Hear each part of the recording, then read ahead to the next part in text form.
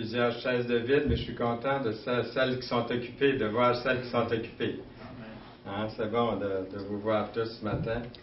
Et le thème du message, si j'avais seulement un seul message à donner, ce serait celui de ce matin.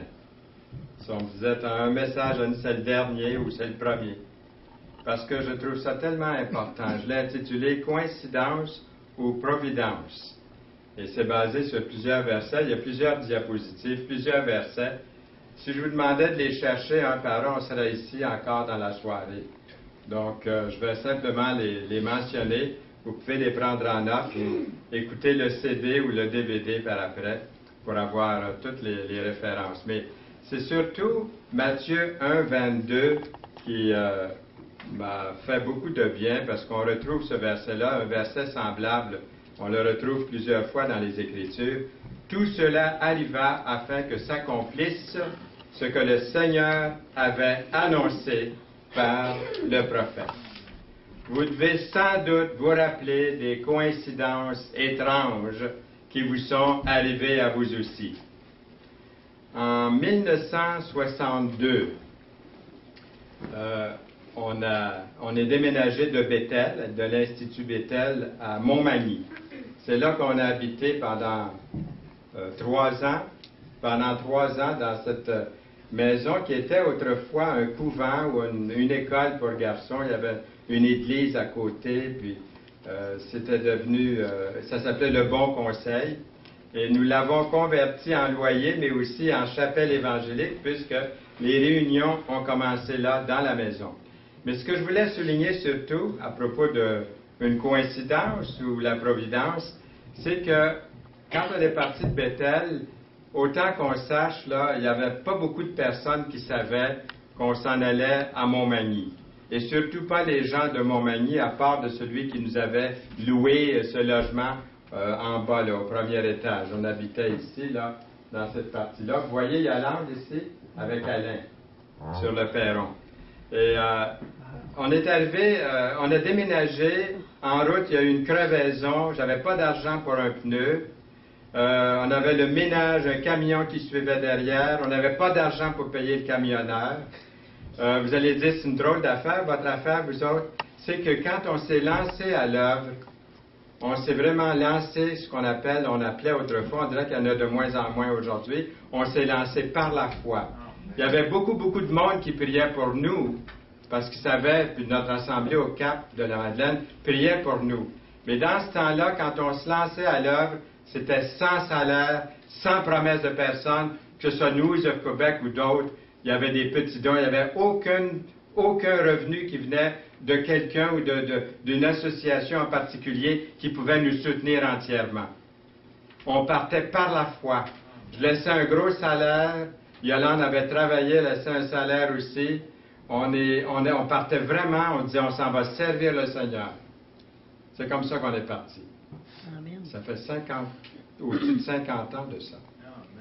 Et là, maintenant, on a le pension de vieillesse, puis on a les rentes. Mais avant ça, c'était toujours de semaine en semaine. Dans les premiers mois de notre vie au service de Dieu, quand on est parti de Bethel puis qu'on est arrivé là, on se voyait vraiment comme des missionnaires. Hein? Il y avait des rallons comme ça dans la maison. Je travaillais dans mon bureau habillé en hiver. Les 3 enfants étaient habillés toute la journée. Vous dites, le Seigneur prenait pas bien soin de vous, mais on avait des leçons à apprendre. 3 ans après, on est arrivé dans une belle maison, dans un quartier vraiment résidentiel. Le Seigneur a continué à bénir. Dans la même année, une chapelle, une maison, une voiture. Mais tranquillement, on a apprécié ce que le Seigneur faisait pour nous. Mais il n'y avait jamais de salaire. Je me rappelle, dans les premiers temps, il ne rentrait pas d'argent. Puis je pensais à toutes les 2 semaines, j'étais payé par la St. Lawrence Corporation. J'avais travaillé 9 ans, là. Et puis j'avais des bons salaires, puis le salaire venait pas. Qu'est-ce qu'on faisait? Toute la famille, on se mettait à genoux, puis là, l'argent arrivait après. C'était lui notre patron. C'était comme ça. Aujourd'hui, lorsque je mentionne ça, ça choque certaines personnes. C'est curieux. Même chez les chrétiens, surtout chez les chrétiens. Parce qu'aujourd'hui, on croit qu'on ne peut plus partir comme ça par la foi. on lit des livres de Hudson Taylor, on lit des livres comme ça, puis on dit on est bénis, ces gens-là, ils comptaient sur Dieu. Bien, nous sommes des exemples vivants que ça a marché dans notre vie. Je ne le dirais pas si j'avais pas 75 ans, puis ça fait au-dessus de 50 ans qu'on est dans l'œuvre. Mais je le dis pour votre édification, de mettre votre foi en Dieu, que vous soyez au travail, que vous soyez à l'école, que vous soyez peu importe, Dieu peut prendre soin de vous, là où vous êtes. Alors, je voulais mentionner ça, et puis, là, vous dites qu'est-ce qui est arrivé avec les pneus, puis qu'est-ce qui est arrivé avec le déménagement. On est arrivé, puis là, je suis parti, puis j'ai dit, Seigneur, tu ne peux pas nous laisser tomber. Il faut que je paie celui qui a remplacé le pneu en route. Il faut que je paie les déménageurs. Et là, par la foi, je me suis rendu au bureau de poste. Ils ne me connaissaient pas au bureau de poste, ils n'avaient jamais entendu mon nom. J'ai dit, est-ce que vous avez ici, j'aimerais avoir une case postale. Ils ont dit, il ne reste pas de case postale. Ils ont dit, si vous êtes nouveau ici, donnez-nous votre nom. Et puis, vous allez recevoir votre courrier dans ce qu'on appelle une poste restante. Alors, vous avez entendu parler de ça au bureau de poste. Et puis, j'ai dit, très bien. Un coup, j'y pense, je dis, regardez donc dans votre boîte restante, voir s'il n'y aurait pas Fernand Saint-Louis. Il me regarde drôlement. Il dit, monsieur, il dit, vous venez d'arriver ici. J'ai dit, regardez donc quand même. Fait qu'il commence à regarder. Il ne trouve rien. Il dit rien. J'ai dit, Saint-Louis, c'est un nom commun. J'ai dit, regardez donc voir. J'ai dit, il n'y a pas un hôtel qui s'appelle Saint-Louis. J'ai dit, j'ai vu une rue Saint-Louis tantôt. Bien, il dit, il y a un manoir Saint-Louis. J'ai dit, regardez donc le manoir Saint-Louis. Il dit, monsieur. Fernand Saint-Louis. J'ai dit, oui. Je rouvre l'enveloppe. Il y avait assez d'argent pour ouvrir un compte de banque. Autant que je sache, c'est un don anonyme, je ne sais pas qui a envoyé ça. J'ai traversé la rue à la Banque Royale, on est avec la Banque Royale depuis ce temps-là. On a traversé j'ai traversé l'autre côté de la rue, et là, après avoir déposé l'argent, je suis allé faire des emplettes pour nourrir les déménageurs, puis nourrir la famille. Quand je suis arrivé à la maison, la table était remplie de nourriture, puis ils étaient en train de manger. Je disais, qu'est-ce qui se passe? Elle dit, ben, je ne sais pas. Elle dit, il y avait 3 boîtes virtuelles de toutes sortes dans le ménage. Puis ils étaient en train de manger. Moi, j'avais acheté un pain, puis du fromage pour faire des sandwichs, des viandes froides. Gloire à Dieu pour ça. Est-ce que vous louez le Seigneur pour ça? Le Seigneur fait encore des grandes choses. Puis il en fait encore aujourd'hui. Je pourrais passer une journée à vous raconter ce que le Seigneur fait dans notre vie. C'est pas toujours apparent. Et puis, dans les débuts, je n'osais pas trop parce que ça a l'air à se vanter. Mais c'est pas du tout dans ce sens-là. J'espère que vous comprenez. C'est dans le sens de glorifier le Seigneur. Et puis, ça, c'est le bureau de poste en question, en effet, que je voulais vous montrer, là. Il était bien sûr. Et puis, depuis ce temps-là, bien, on est déménagé. Ça fait déjà 36 ans qu'on est parti de Montmagny et le Seigneur a pris soin. Est-ce que c'était une coïncidence ou c'était la providence? Vous allez retenir le titre, je suis certain de ce message-là. Juste un cas divers que j'aimerais vous dire. C'est drôle parce que je suis allé en Haïti en 89 et puis je me présente à Dorval et puis je présente mon billet et puis la dame au comptoir me dit « Votre billet est refusé. » Pourquoi? J'ai acheté le billet, ça fait un bout de temps. Elle dit non, c'est refusé. Elle dit, il n'y a pas de. Elle dit, il y a un Fernand Saint-Louis, mais il est déjà dans l'avion. Ben, j'ai dit, qu'est-ce qu'on fait avec ce billet-là? Elle dit, il n'est pas bon. Ben, j'ai dit, écoutez, là. Elle dit, il est avec une Madame Schweitzer. Ben, j'ai dit, je ne connais pas de Madame Schweitzer. Puis j'ai dit, mon nom, c'est Fernand Saint-Louis. Finalement, ils sont venus plusieurs, ils ont regardé, puis ils ont dit, bon, il y a une place dans l'avion. Et puis votre billet, on ne le comprend pas, mais il y a un Fernand Saint-Louis dans l'avion. Alors, je voulais rencontrer ce Fernand Saint-Louis dans l'avion. J'ai demandé à l'hôtesse, est-ce qu'il y a un Fernand Saint-Louis? Il est assis à quelque part à l'autre bout là-bas.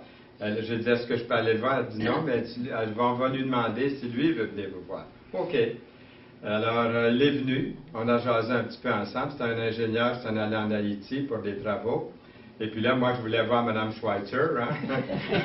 Alors, j'ai fait le tour de l'avion et j'ai vu, il dormait à un moment donné. J'ai fait le tour et je les ai vus assis.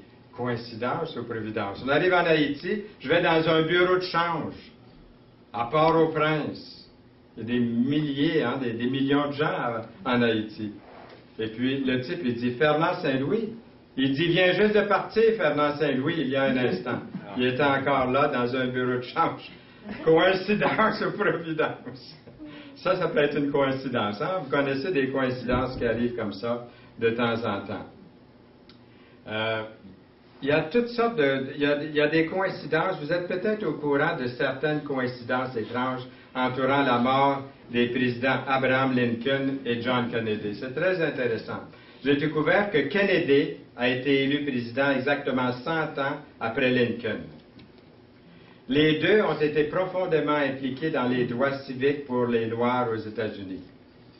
Les deux ont été assassinés un vendredi en présence de leur épouse. Chacun a perdu un fils alors qu'il vivait à la Maison-Blanche.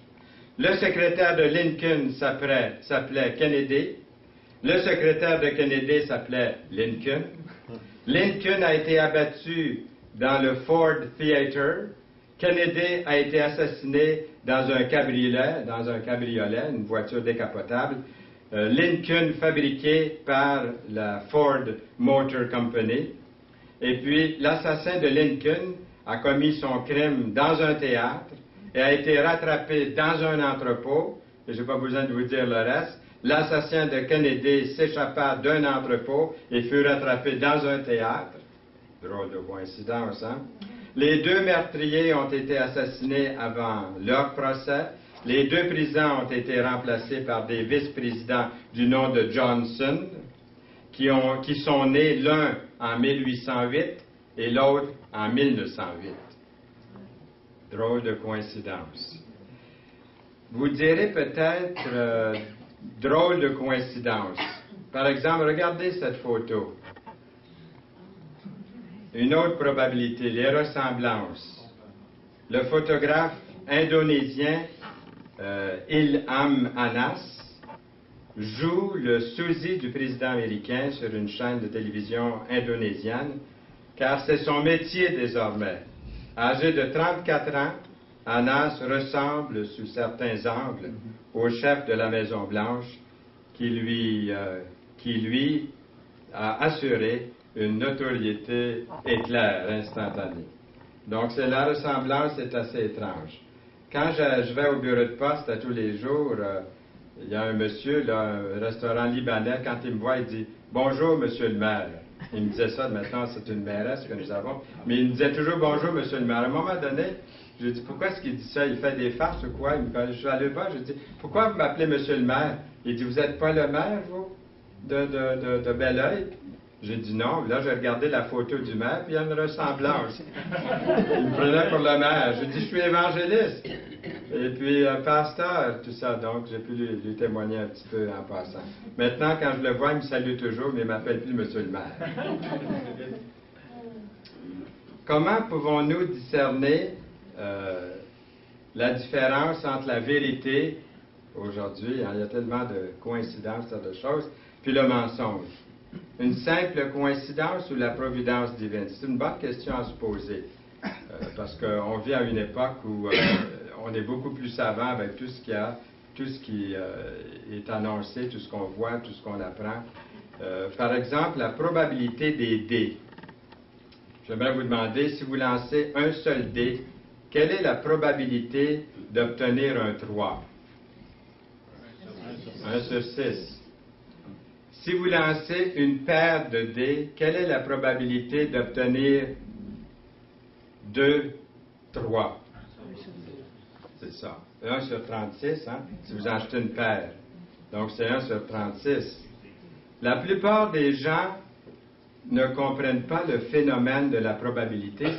Ça explique du moins en partie pourquoi les casinos sont toujours en activité. C'est aussi une des raisons pour laquelle j'ai choisi de ne pas jouer au casino. Ah, je vais faire ce que je fais, là, parce que je n'ai jamais joué au casino, je n'ai pas envie de jouer non plus. Mais il y en a qui connaissent peut-être moins les probabilités, et puis ils sont portés à jouer, et les probabilités, des fois, sont tellement immenses. Coïncidence ou providence? Parfois, l'invraisemblance est si grande et les circonstances sont si particulières que vous êtes obligé de conclure qu'il y a quelque chose là-dedans, là, ça se peut pas. ce soit une coïncidence. Hein? Il y a des moments comme ça. Que le résultat doit être dû à la providence. Ça n'a pas de sens, ça n'a pas de bon sens. Non pas c'est une simple coïncidence. Parfois, le Dieu Tout-Puissant doit être à l'origine, il doit être intervenu dans quelque chose. Qu'en est-il, par exemple, du Seigneur Jésus-Christ? Qui est-il?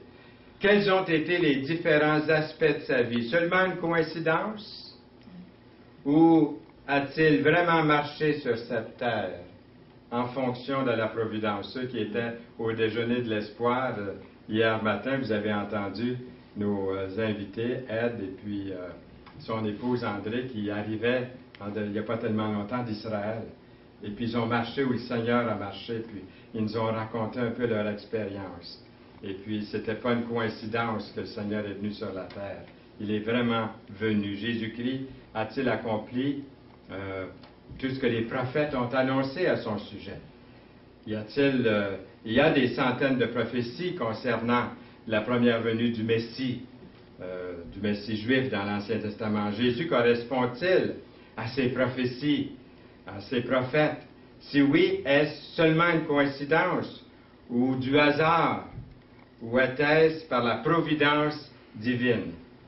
Pendant ces quelques instants ce matin que le Seigneur nous accorde ensemble, examinons brièvement la vie unique du Seigneur Jésus-Christ, des centaines d'années avant sa naissance, de nouveaux événements de sa vie étaient déjà déterminés.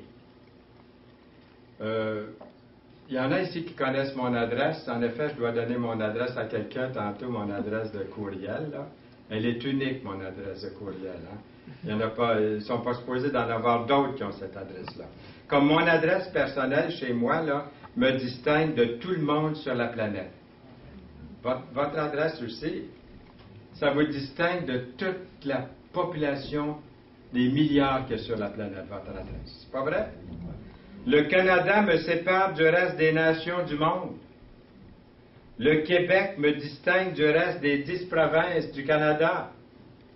Mon adresse est unique. Elle me distingue de tout le monde sur la planète. Si vous vous trompez dans mon adresse, ça n'arrive pas chez nous, hein? Même si des fois c'est mal appelé, finalement, ça nous rejoint parce qu'on a la bonne adresse. De même, le Messie, Jésus, avait une adresse particulière, unique, en son genre. Une adresse annoncée des centaines d'années avant sa naissance. Le premier chrétien, ou les premiers chrétiens, après l'ascension de Jésus, qui est monté au ciel, n'ont pas négligé d'affirmer fortement tout ce que les prophètes avaient prédit concernant Jésus.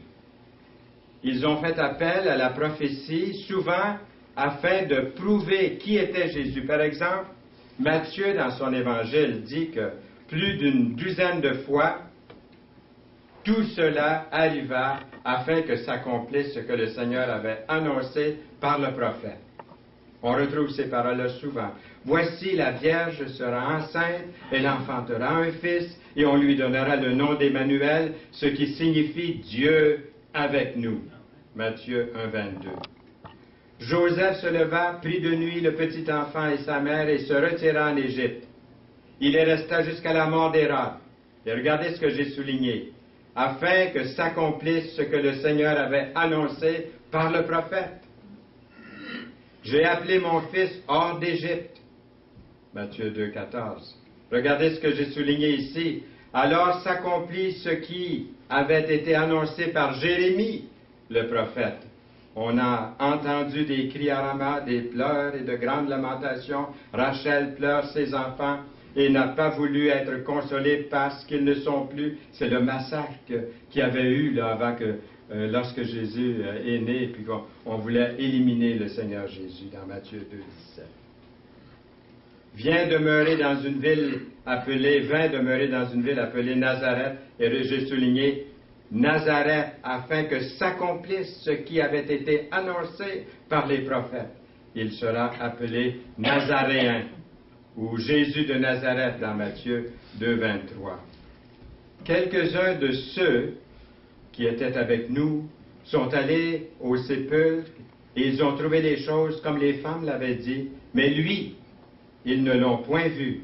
Alors Jésus leur dit, dans Matthieu 24, versets 24 à 25, « Ô homme sans intelligence, et dont le cœur est lent à croire, et j'ai souligné tout ce qu'ont dit les prophètes. Ne fallait-il pas que le Christ souffre ces choses et qu'il entre dans sa gloire? Et commençant par Moïse et par tous les prophètes, il leur expliqua dans toutes les Écritures ce qui le concernait. Puis il leur dit, c'est là ce que je vous disais lorsque j'étais encore avec vous. Et là j'ai souligné qu'il fallait que s'accomplisse tout ce qui est écrit de moi dans la loi de Moïse, dans les prophètes et dans les psaumes. Luc 24, 44. Alors il leur ouvrit l'esprit afin qu'ils comprennent les Écritures. Et il leur dit, ainsi il est écrit que le Christ souffrirait et qu'il ressusciterait des morts le troisième jour, Luc 24, 45. Et que la repentance et le pardon des péchés seraient prêchés en son nom à toutes les nations. À commencer par Jérusalem, vous êtes témoins de ces choses, Matthieu 24, 47. Jésus a également mis beaucoup d'importance sur l'accomplissement de la prophétie. 2 fois, le soir de sa résurrection, Jésus a parlé à ses disciples de ses souffrances, de sa résurrection. Les prophéties concernant Jésus peuvent être divisées, peuvent être divisées en 4 catégories: sa généalogie, sa naissance, son ministère, sa mort et sa résurrection. Commençons avec sa généalogie. Dans Genèse, les chapitres 9 et 10, nous apprenons par ces chapitres que Noé avait 3 fils, Sam, Cam, Japheth. Aujourd'hui, toutes les nations du monde descendent de ces 3 hommes, vous et moi. La lignée de Jésus-Christ ne pouvait passer que par l'un de ces 3 hommes. Vous savez lequel? Noé avait 3 fils et un seul serait de la lignée du Messie Jésus. Dieu ici élimine les 2 tiers des nations du monde à venir de la lignée du Messie. Le Messie viendrait à travers la lignée de Sam. Probabilité de 1 sur 3. Ensuite, des centaines, voire des milliers d'années plus tard, Dieu choisit un homme du nom de Abraham, un descendant de Sam. Avec Abraham, le Seigneur devient plus spécifique et précise que le Messie promis sera l'un de ses descendants. Nous lisons, toutes les familles de la terre seront bénies en toi. Dans Genèse 12, verset 3. Vous dites, ça a été écrit combien d'années avant Jésus-Christ, cette prophétie? 2000 ans avant Jésus-Christ, ça a été écrit, cette prophétie. À cette époque-là, il y avait beaucoup de descendants de Sam. Mais le Messie ne serait issu que d'Abraham. Mais Abraham avait au moins 2 autres fils, Isaac et Ismaël. Lorsque Dieu a choisi la lignée royale de passer par Isaac, il a éliminé de nombreux descendants d'Abraham. Il a éliminé, par exemple, les Arabes. On les connaît, les Arabes, là encore aujourd'hui. Il y a peut-être quelqu'un ici qui est de descendance arabe ou qui est arabe. Mais cette race a été éliminée. Le Messie viendrait à travers la lignée d'Isaac, dans Genèse 17.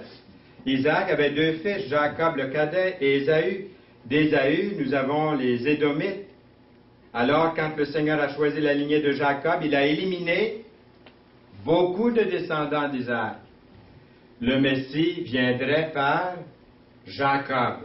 On l'appelle aussi Israël, dans Nombre 24, verset 17. Jacob avait 12 fils, d'où la lignée des 12 tribus d'Israël. Quand Dieu a choisi la tribu de Juda pour continuer la lignée jusqu'à Jésus-Christ, il a éliminé 11 sur 12 de la nation israélite. Le Messie viendrait par la tribu de Juda, et non de Gad, d'Asher, de Lévi ou de Benjamin. mais uniquement de Juda. Uniquement de Juda. Bien entendu, la tribu de Juda était composée de familles nombreuses. Mais Dieu a choisi la famille de Jesse dans 1 Samuel 16. Jesse avait 8 fils. Dieu élimine 7 sur 8 de la lignée de la famille de Jesse quand il a choisi le plus jeune fils, David. Le Messie viendrait de la maison de David, par David. Voici les jours viennent, et ça a été écrit au 7e siècle avant Jésus-Christ, ce que je vous lis là dans Jérémie 23, verset 5. Voici les jours viennent, dit l'Éternel, où je susciterai à David un germe juste. Il régnera en roi et prospérera. Il pratiquera la justice et l'équité dans le pays. En son temps, Juda sera sauvé. Israël aura la sécurité dans sa demeure. Et voici le nom dont on l'appellera l'Éternel, notre justice. C'est encore une prophétie à venir pour la grande partie de ce verset-là. Croyez-vous que ça va arriver? On peut voir l'improbabilité statistique à mesure que nous avançons. Le Christ a dû être de la lignée de Sem, un descendant d'Abraham, de la lignée d'Isaac, de la lignée de Jacob, de la tribu de Juda, de la famille de Jesse, de la maison de David. Pas n'importe qui pourrait être le Messie. C'est la raison d'être de la généalogie dans le chapitre 1 de Matthieu. La première fois que j'ai lu ça, j'ai trouvé ça plate, lire les généalogies dans la Bible. Maintenant, je les trouve de plus en plus intéressantes. Je les lis maintenant. Avec des noms compliqués dans l'Ancien Testament, impossible à les prononcer des fois. Et puis, peu importe qui pourrait être le Messie, pas n'importe qui pourrait être le Messie, d'après l'Écriture. C'est la raison d'être de la généalogie dans le chapitre 1 de Matthieu. Le Messie devait être de la bonne lignée, annoncé dans les Écritures, prophétisé longtemps d'avance. Jésus était de la maison de David, Luc 3, 31. Il a accompli les prophéties concernant son patrimoine. Assez pour le moment pour sa généalogie. Passons à sa naissance. Que Jésus soit né à Bethléem. Et toi, Bethléem. Et ça, c'est écrit au 8e siècle avant Jésus-Christ, que je vous lis là. Dans Michée 5, 2. Et toi, Bethléem Ephrata, petite entre les milliers de Juda, de toi sortira pour moi celui qui dominera sur Israël et dont les activités remontent aux temps anciens, au jour de l'éternité. Les Juifs attendent le Messie à cause d'un verset comme ça, parce qu'ils disent il va dominer sur Israël. Ils n'ont pas vu le Messie quand il est venu la première fois. Nous allons voir d'autres versets qui nous confirment qu'il est vraiment celui. Ici, c'est encore prophétique. Un jour, il va régner sur Israël dans la victoire, mais c'était prophétisé déjà au 8e siècle avant Jésus-Christ. Quelles sont les probabilités? Dieu ici élimine toutes les autres villes du monde entier, là, et Dieu sélectionne là, la petite ville charmante de Bethléem comme le berceau de son Fils, le Messie. Jésus a été élevé en Nazareth, comme on sait, en Galilée, mais il est né à Bethléem, et c'était prophétisé. Nous avons le passage aussi dans le Nouveau Testament, dans Matthieu 2, versets 1 et 5. Que Jésus soit né d'une jeune fille vierge. Nous lisons 700 ans avant Jésus-Christ. C'est pourquoi le Seigneur lui-même vous donnera un signe. Voici la Vierge deviendra enceinte. Je trouve que c'est un grand signe, ça là. Elle enfantera un fils. Combien sont nés comme ça d'une vierge sans connaître de père humain? Un fils, et elle lui donnera le nom d'Emmanuel. Dieu avec nous, le nom veut dire. Dans Ésaïe, 700 ans avant Jésus-Christ. Ésaïe 7, verset 14. Une naissance naturelle, Jésus a connu une naissance naturelle, d'une conception surnaturelle. Conçu du Saint-Esprit, Matthieu 1, 18. La naissance du Messie a été au-delà de la planification de l'âme ou du contrôle de l'âme. Le messager Jean-Baptiste Et quand Jean-Baptiste a annoncé Jésus, sa venue et tout ça, le temple était là, hein? Le temple, le deuxième temple était érigé, était à Jérusalem. Nous lisons, « Voici, j'enverrai mon messager. » Et ça, c'est dans Malachie. Plusieurs centaines d'années avant Jésus-Christ, c'était prophétisé. « Il préparera le chemin devant moi. Et soudain entrera dans son temple le Seigneur, que vous cherchez, et le messager de l'Alliance que vous désirez. Voici, il vient, dit l'Éternel des armées. » Et en particulier, dans Daniel, chapitre 9, nous dit que le Messie viendra alors que le temple de Jérusalem sera encore là debout. Il était beau, hein, c'est une maquette ici, selon la conception artistique, mais il était beau ce temple. Et un jour, nous verrons un temple à nouveau. Peut-être que l'Église sera déjà enlevée quand ça va arriver. Cela est significatif lorsque le temple a été détruit. En l'an 70, ce temple a été détruit après 70 après Jésus-Christ. Et toute personne née depuis ce temps-là ne pouvait pas être qualifiée comme Messie, parce que ça avait été prophétisé. Jésus a accompli toutes ces prophéties importantes concernant sa naissance. Il est né d'une vierge, né à Bethléem de Judée, né alors que le temple existait encore, selon Ésaïe 9, les versets 6 et 7, pour une prophétie concernant sa naissance. Troisièmement, le ministère de Jésus. Nous lisons, il se rendit à Jérusalem, à Nazareth, où il avait été élevé, et selon sa coutume, il entra dans la synagogue. Et ça, c'est très intéressant ce que nous allons lire ici. Là, c'est Jésus qui est en train qui va lire quelque chose, là.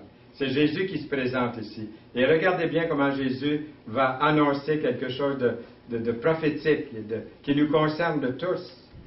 Il entra dans la synagogue le jour du sabbat, il se leva pour faire la lecture. On lui remit le livre du prophète Ésaïe. Et Ésaïe, ça a été écrit quelques centaines, 700 ans avant Jésus-Christ. On lui remit le livre du prophète Ésaïe. L'ayant déroulé, il trouva l'endroit où il était écrit « L'Esprit du Seigneur est sur moi ». C'est Jésus qui est en train de lire ici, là. Parce qu'il m'a oint pour annoncer la bonne nouvelle aux pauvres. Ah! Il m'a envoyé pour guérir ceux qui ont le cœur brisé. Les Juifs attendaient un David, hein, un Moïse, ils attendaient un chef militaire. Mais regardez ce qui est écrit, ce que Jésus est en train de lire. La prophétie est en train de se réaliser devant leurs yeux. Est-ce qu'ils vont le voir? Est-ce qu'ils vont le comprendre? Pour guérir le cœur de ceux, pour guérir ceux qui ont le cœur brisé, au verset 19, pour proclamer aux captifs la délivrance et aux aveugles le recouvrement de la vue, pour envoyer libres les opprimés, pour publier une année de grâce du Seigneur. Le Seigneur vient de citer Ésaïe 61, versets 1 et 2, qui a été écrit 700 ans avant Jésus-Christ. Ensuite, remarquez bien, ensuite il roula le livre, le remit au serviteur et s'assit. Tous ceux qui se trouvaient dans la synagogue avaient les regards fixés sur lui. Ils devaient se demander, est-ce qu'il a lu ça pour lui? Est-ce qu'il l'applique à lui? Ça se peut-tu? Se peut-il? Alors, tous ceux qui se trouvaient dans la synagogue avaient les regards fixés sur lui. Alors, il commença à leur dire, écoutez bien, qu'est-ce qu'il dit Jésus? Aujourd'hui, cette parole de l'Écriture que vous venez d'entendre est accomplie. C'est pas beau ça? Hein, ça nous tente de crier Alléluia quand on lit un passage comme ça. On devient démonstratif quand on lit ça. Jésus n'a pas lu ce qui n'est pas encore arrivé. Je vous laisse le soin d'aller voir ce qu'il n'a pas lu. Mais il n'a pas lu ce qui est à venir. Il a arrêté juste où est-ce que c'est que ça le concernait pour le moment, pour sa première venue. Mais le reste du verset, ça parle des prophéties encore à venir. Qu'il sera un prophète plus grand que Moïse. Je leur susciterai du milieu de leurs frères un prophète comme toi. Je mettrai mes paroles dans sa bouche et je leur dirai, il leur dira tout ce que je lui commanderai. Dans Deutéronome, 1400 ans avant Jésus-Christ, ça a été écrit. Quelle prophétie! Les miracles de Jésus. Alors s'ouvriront les yeux des aveugles, comme Jésus venait de leur dire dans la synagogue. S'ouvriront les oreilles des sourds. Alors le boiteux sautera comme un cerf et la langue du muet éclatera de joie. Le Seigneur avait de la peine à les garder tranquilles quand il les guérissait. Il sautait de joie, il criait. Il disait, le Seigneur, dites-le pas à personne. Il se mettait à le dire à tout le monde. Tellement ils étaient excités, guéris, délivrés. Puis en plus, Jésus leur avait pardonné leurs péchés. L'entrée triomphale de Jésus à Jérusalem sur un âne. Sois transporté d'allégresse, fille de Sion, pousse des cris de joie, fille de Jérusalem. Voici ton roi, viens à toi, il est juste et victorieux, il est humble, et monté sur un âne, le petit d'une ânesse. 600 ans au 6e siècle avant Jésus-Christ. Ça a été écrit. Zacharie 9:9. Quatrièmement, la mort de Jésus. Jésus vendu pour 30 pièces d'argent. Je leur dis, si vous le trouvez bon, donnez-moi mon salaire, sinon ne le donnez pas. Et ils pesèrent pour mon salaire 30 cycles d'argent. L'Éternel me dit, jette-le au potier. Ce prix magnifique auquel ils m'ont estimé, et je pris les 30 cycles d'argent, et je l'ai jeté dans la maison de l'Éternel pour le potier. Zacharie 11:12, au 6e siècle avant Jésus-Christ, ça avait été écrit concernant Jésus, concernant la trahison. On a frappé Jésus et on a craché sur lui. 700 ans avant Jésus-Christ, il était écrit, « J'ai livré mon dos à ceux qui me frappaient, et mes joues à ceux qui m'arrachaient la barbe. Je n'ai pas dérobé mon visage aux ignominies et aux crachats. » Il a été blessé pour nos péchés.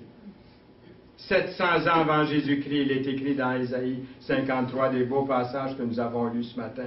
Mais il était blessé pour nos péchés, brisé pour nos iniquités. Le châtiment qui nous donne la paix est tombé sur lui, et c'est par ses meurtrissures que nous sommes guéris. Nous étions tous errants comme des brebis, chacun suivait sa propre voie, et l'Éternel a fait retomber sur lui l'iniquité de nous tous. Ses mains et ses pieds percés, 1000 ans avant Jésus-Christ, il était écrit, « Car des chiens m'environnent, une bande de scélérats rôde autour de moi. Ils ont percé mes mains et mes pieds. Je pourrais compter tous mes os. Eux, ils observent. Ils me regardent. » Jésus a été crucifié avec des malfaiteurs, prophétisé 700 ans avant Jésus-Christ dans Ésaïe 53:12. C'est pourquoi je lui donnerai sa part avec les grands. Il partagera le butin avec les puissants, parce qu'il s'est livré lui-même à la mort, et qu'il a été mis au nombre des malfaiteurs, parce qu'il a porté les péchés de beaucoup d'hommes, et qu'il a intercédé pour les coupables. On s'est moqué de Jésus. Tous ceux qui me voient, nous lisons 1000 ans avant Jésus-Christ dans le psaume 22.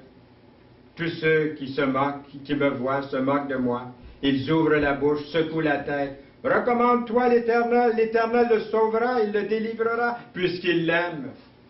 Les paroles exactes qui ont été dites autour de la croix en moquerie. Il tire au sort ses vêtements. 1000 ans avant Jésus-Christ, il était prophétisé. Il se partage mes vêtements. Il tire au sort ma tunique. Dans le psaume 22:18.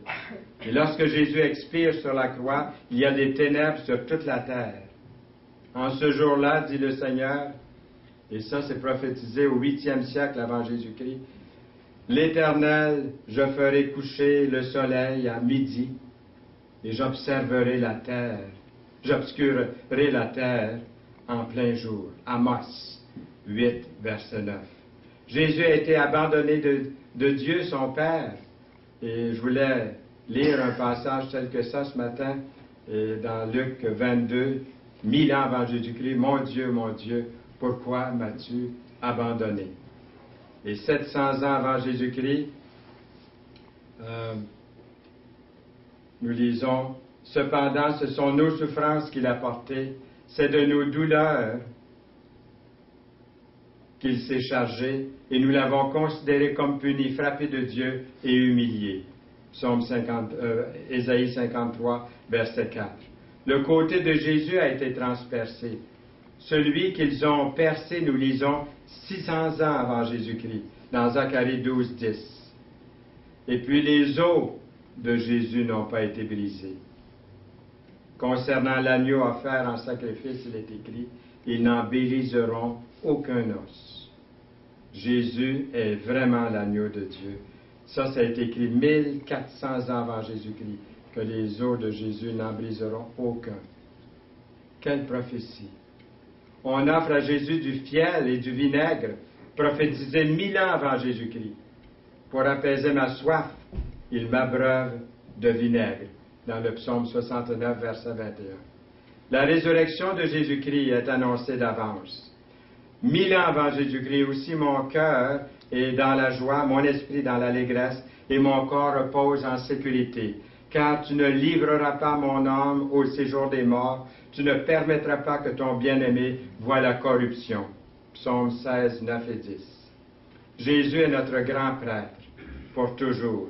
Nous lisons, 1000 ans avant Jésus-Christ, il était prophétisé, l'Éternel l'a juré, et il ne s'en repentira point. Tu es sacrificateur pour toujours, à la manière de Melchisédek. Et Jésus va revenir. Pensez-vous que le Seigneur va revenir après tout ce qu'on vient de voir?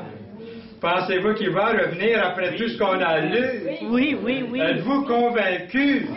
Je veux entendre un oui plus fort. Oui. Amen. J'ai pas terminé encore. Jésus va revenir. Et ça, c'est 600 ans prophétisé, 600 ans avant qu'il naisse, avant qu'il vienne la première fois, qu'il reviendrait. Et l'Éternel, mon Dieu, viendra et tous ses saints avec lui. 1 Thessaloniciens 3,13 se dit qu'on va revenir avec lui. Une prophétie à venir. C'est pas merveilleux? Dans Zacharie 14, verset 5. Je regardais pendant mes visions nocturnes et voici, sur les nuées des cieux arriva quelqu'un de semblable à un fils de l'homme. Il s'avança vers l'ancien des jours et on le fit approcher de lui. Et au verset 14, on lui donna la domination. Dans Daniel 7, la domination, la gloire et le règne, et tous les peuples et les nations, et les hommes de toutes les langues le servirent. Sa domination est une domination éternelle qui ne passera point, et son règne ne sera jamais détruit. Ça a été prophétisé 600 ans avant Jésus-Christ. Et en conclusion, qu'est-ce qu'on dit? Il est vraiment temps pour vous ce matin, s'il y avait quelqu'un ici dans cette salle, ou qui écoute le CD, ou qui regarde ce DVD, qui regarde cette émission à la télévision, ou qui la regarde sur Internet. Vous, là, qui regardez, il est vraiment temps pour vous de prendre votre décision maintenant au sujet de Jésus-Christ. Après tout ce qu'on a vu, après tout ce qu'on a entendu, il serait vraiment temps, pas simplement dire Jésus est le sauveur du monde, tout le monde peut dire ça, puis ne pas être sauvé. D'avoir la connaissance qu'il est le sauveur du monde n'a jamais sauvé personne. Mais vous devez personnellement, vous, prendre la décision qu'il devienne votre sauveur à vous personnellement. L'avez-vous fait? Si vous l'avez fait, gloire à Dieu. Sinon, vous n'êtes pas entré encore, vous n'êtes pas allé. C.S. Lewis, que vous connaissez probablement, peut-être vous avez un livre chez vous de C.S. Lewis, je vous rappelle, il a écrit ceci: vous devez faire un choix.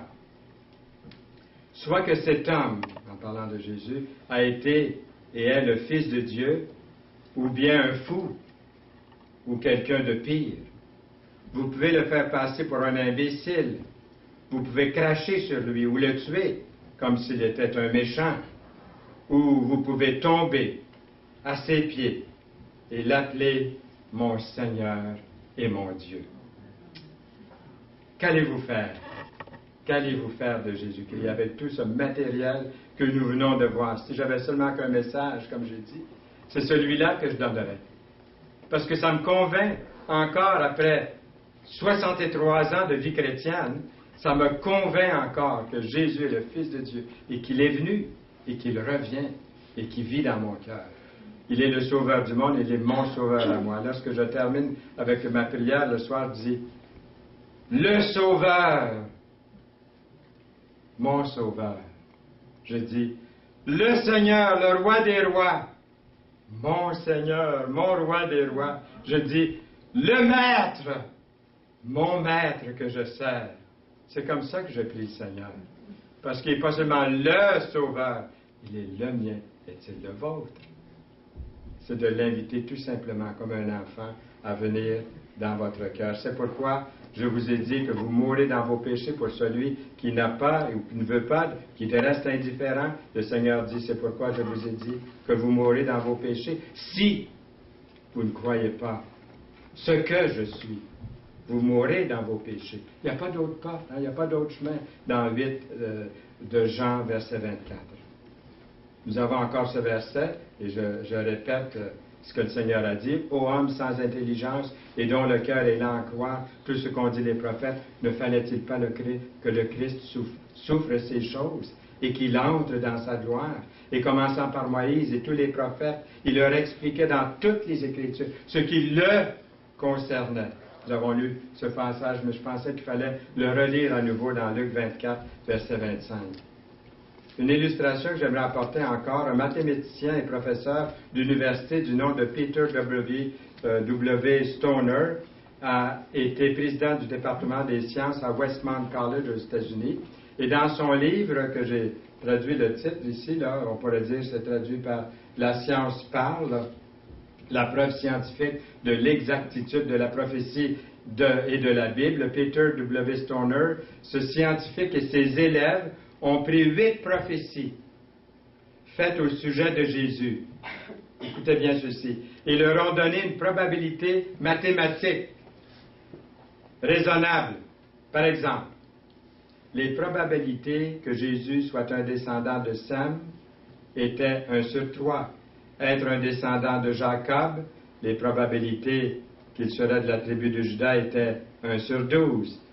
Mais ce mathématicien a calculé la probabilité de l'ensemble des 8 prophéties à venir sur Jésus et son accomplissement en Jésus, ou en une seule personne, que ce soit Jésus ou même une autre personne, et voici le rapport qu'il a donné pour réponse.